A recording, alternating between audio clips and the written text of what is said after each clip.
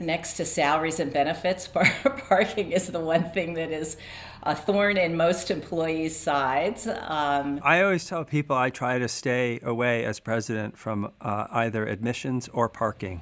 Oh, that's a good plan. Yeah, I would agree with that. Right, right. Hi, everyone. I'm Jim Ryan, the president of the University of Virginia, and I'd like to welcome all of you to the 8th episode of Inside UVA. This podcast is a chance for me to speak with some of the amazing people at the university and to learn more about what they do and who they are. My hope is that listeners will ultimately have a better understanding of how UVA works and a deeper appreciation of the remarkably talented and dedicated people who make UVA the institution it is. Today, I am delighted to welcome Colette Sheehy, UVA's Senior Vice President for Operations and State Government Relations, to Inside UVA. Colette, thanks for joining me today. Well, thank you, Jim, for inviting me. My pleasure.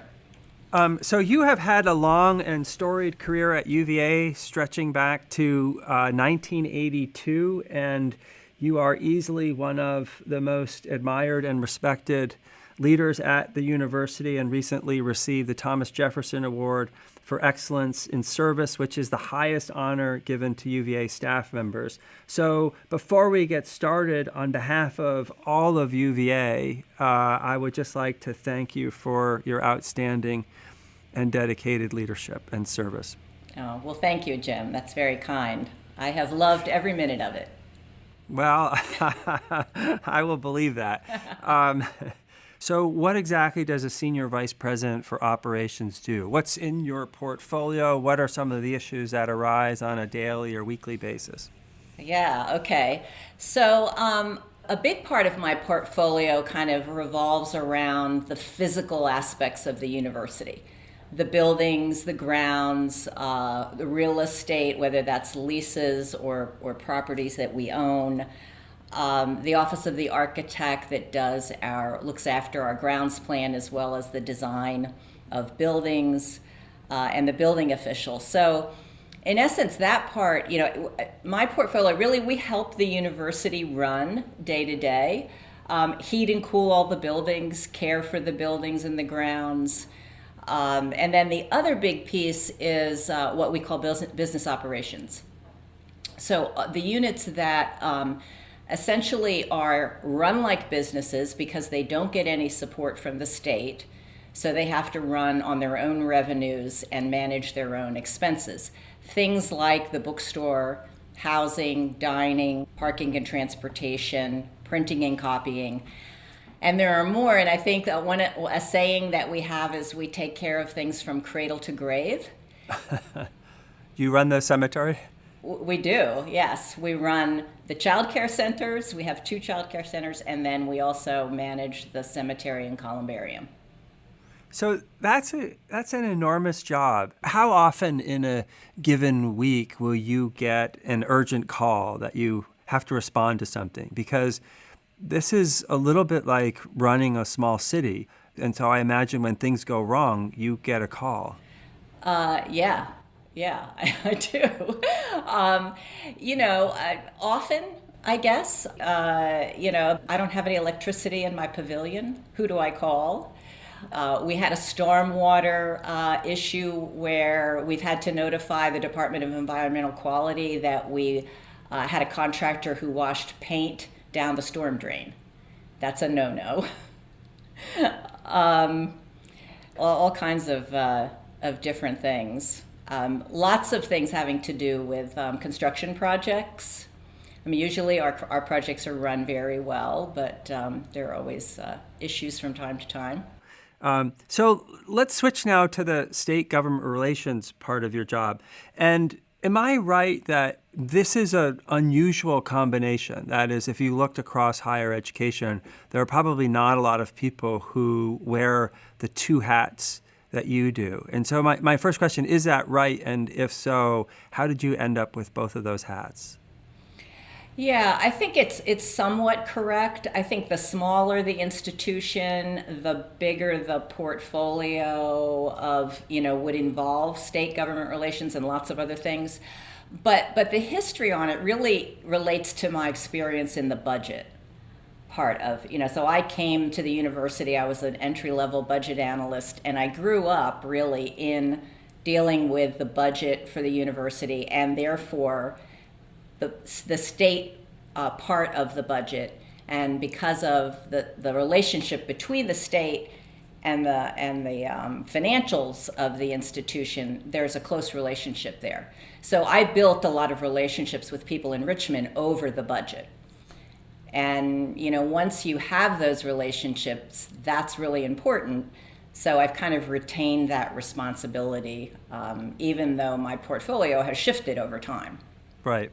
Well, I mean, having traveled to Richmond with you numerous times, it's clear you're incredibly well respected there, and rightly so. So maybe talk a little bit about what that part of your job entails. So I work with others, but we work with both the governor's administration as well as on the legislative side. And principally, we are there to advocate and educate for the university and our priorities. On the budget side, it's trying to get more resources from the state, both for the operating budget and for capital projects that we might want to construct. And once you get over into the legislative session, which starts in January, it's a couple of things. Supporting legislation that would be helpful to the institution, but also helping to make sure that nothing gets passed that would be harmful to the institution. And that's sometimes having to work directly with legislators. Sometimes they don't really understand the unintended consequences of something that they're introducing, and they're more than willing to listen to another opinion and amend their legislation or have a conversation about it. Sometimes they'll even withdraw it. And then sometimes you actually have to testify before a committee that this is not going to be good, not only for UVA, but in many cases not for higher education generally in Virginia. Right. And speaking of that, how often do you collaborate with your counterparts across the Commonwealth? Yeah, very often, actually.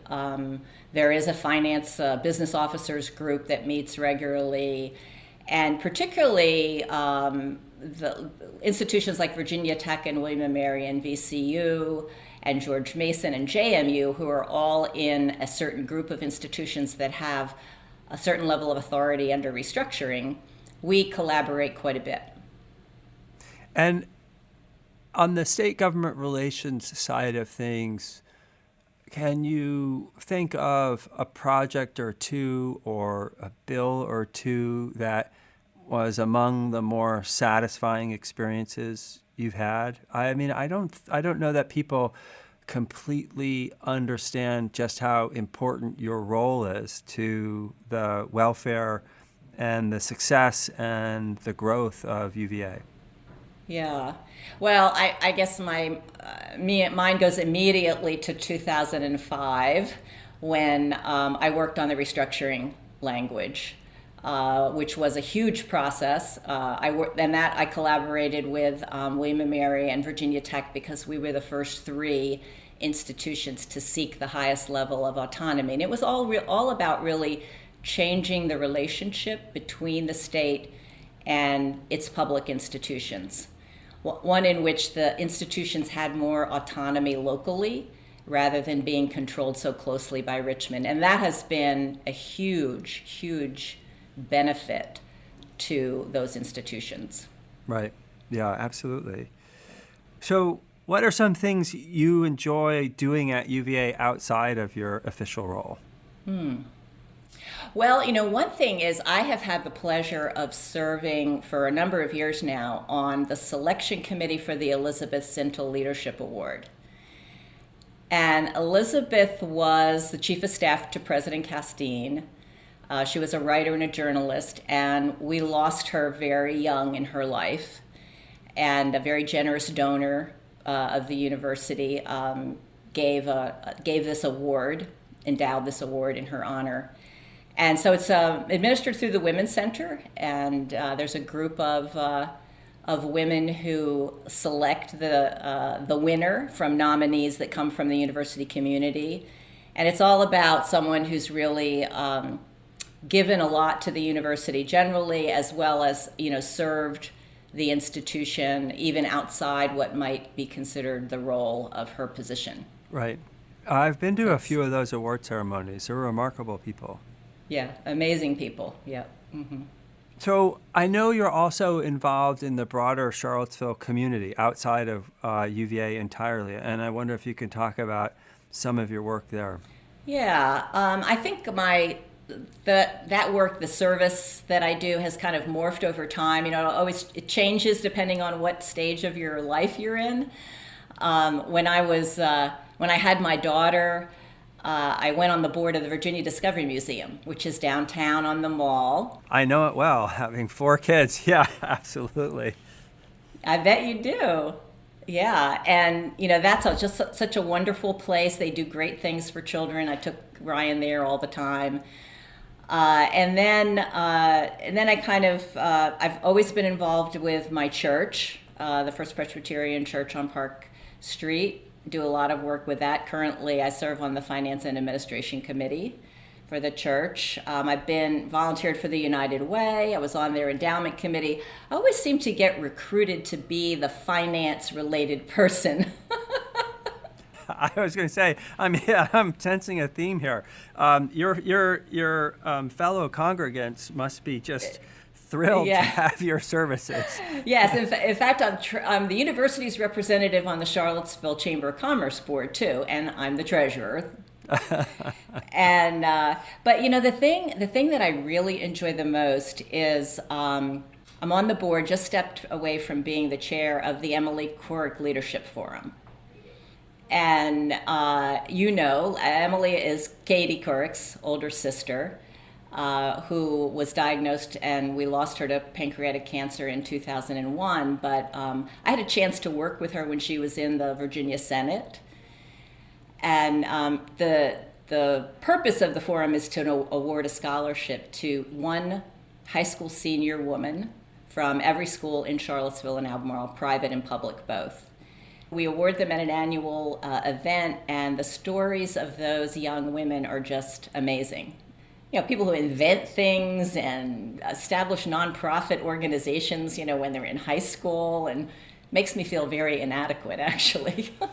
Well, I don't know. Let's talk about the award that you won. That is not an easy award to win, the Thomas Jefferson Award. It is the highest award that a staff member can win, and I wonder, were you expecting it? Was it a surprise? And how did you feel when you heard the news? Total surprise. Total surprise. Actually, it was kind of funny the way it happened. Liz McGill, the provost, texted me. I think it was a Friday afternoon. She said, "Colette, when you have a minute, call me. Nothing urgent." And I'm saying, gosh, that's interesting. Sometimes I'm on text with Liz, but there are usually other people on the same text. It's a group text about something. And I said, it was like after 5 o'clock, and I said, I have to call her because I'm really curious. So I called her, and she shared that news with me, and it was surreal. I couldn't believe it. In fact, when I got off the phone with her and told my husband, I started to cry. But just because, being here as long as I've been here, I know a lot of people who have won that award in the past, and they're just iconic figures of UVA. So to be in the company of those individuals is just very humbling and really special. Right. Well, also well-deserved. Well, thank you. I'm curious, this is probably hard to answer by just picking one or two things, but what are the most significant changes at UVA that you've seen since you started back in the 80s? Well, physically, the university has grown tremendously, expanded, built all kinds of new facilities and whatnot. It's much more complex an organization. I kind of look back in the early 80s and think about, it was pretty simple back there. When I first started in the budget office, I think the budget office had just gotten their first computer to do the budget, and they did it on floppy disks. So every time you wanted to change a school and post a budget amendment to a particular school or unit, the technician had to change the floppy disk, and it was crazy. So we have talked about your hometown of Freehold, New Jersey, and I wanted to give you a quiz about Freehold, and I wonder if you can identify, after you, the second most famous person from Freehold, New Jersey. Oh, that is not hard at all. Bruce Springsteen. Exactly right. Who actually lived like about 3 blocks from where I grew up. And did you ever run into him? Or did you live there at the same time? Were you like best friends or anything? No, not that. But he did go to school with my older brother. No kidding. Went to high school with my older brother. Yeah, so my brother knows him. Well, maybe when your brother goes to his high school reunion, you could tag along. Yeah, maybe, yeah. So the last question is, I understand your daughter is now in the Masters of Commerce program at McIntyre. And I'm curious what it's like for you to have a daughter at UVA and what it's like for her to have you here essentially running the university. Well, it's great fun because she's only here for a year. We try to have lunch once a week. And her classmates are quite jealous that she actually has a mom who will take her to lunch once a week. But she's very independent and, living on her own and loving the MS in Commerce program. And, in fact, just accepted a job offer. Oh, my gosh. Yeah. Oh, that's great. Yeah. Well, I'm delighted to hear that. Well, Colette, let me end where I began, which is to thank you for your service to UVA and thank you for spending time with me.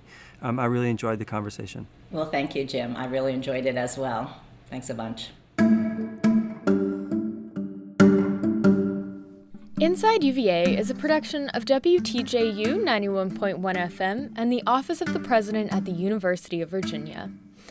Inside UVA is produced by Mary Garner McGee, Brooke Whitehurst, Matt Weber, and Nathan Moore. We also want to thank Colette Sheehy, Kim Frith, Monica Shack, and McGregor McCants. Our music is Turning to You from Blue Dot Sessions. Listen and subscribe to Inside UVA in Apple Podcasts, Spotify, or wherever you get your podcasts. We'll be back soon with another conversation about the life of the university.